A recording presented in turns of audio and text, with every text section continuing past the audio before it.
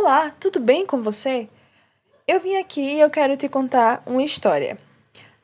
Imagina uma garota da mesma idade que você, chamada Quenda.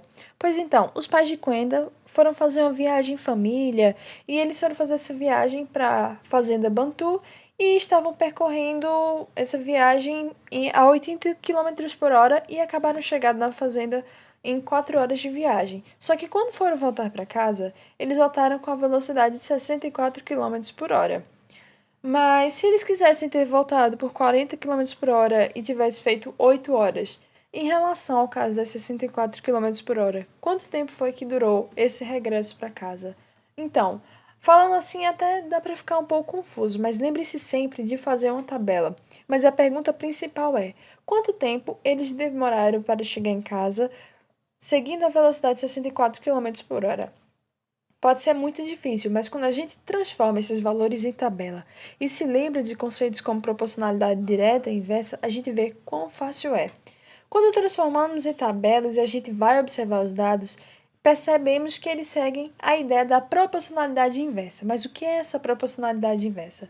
Ela vai ser uma proporcionalidade, vai ser uma relação entre as variáveis que a gente vai estar tratando, em que a gente percebe que à medida que uma variável vai estar aumentando em um valor específico multiplicado, a gente vai ter que a outra variável ela vai estar decrescendo a partir desse mesmo valor específico, que a gente vai estar chamando de constante.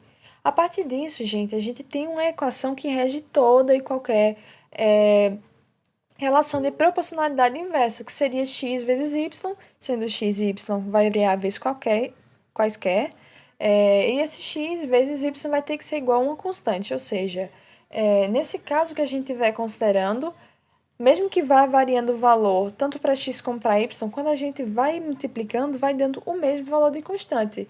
É só vocês se lembrarem daquela relação que a gente tem para equações de proporcionalidade direta. Pois então, pessoal, quando vocês se aterem a essa equação da proporcionalidade inversa, pode parecer um exemplo muito difícil, mas sempre se lembrem de tabelar os valores, se lembrem de buscar o que é a direta, a proporcionalidade direta, que situações se encaixa nela ou se encaixa na proporcionalidade inversa e apliquem isso e podem ter certeza que vai facilitar muito a vida de vocês. Mas antes de qualquer coisa, como eu disse, tabelem e examinem bem os valores. Se uma variável vai estar crescendo enquanto a outra está decrescendo, ou se uma variável está crescendo enquanto a outra também está crescendo, ou uma está decrescendo enquanto a outra está decrescendo. E a partir disso, vocês vão decidir se essas variáveis são diretamente ou inversamente proporcionais. Então, fica a dica.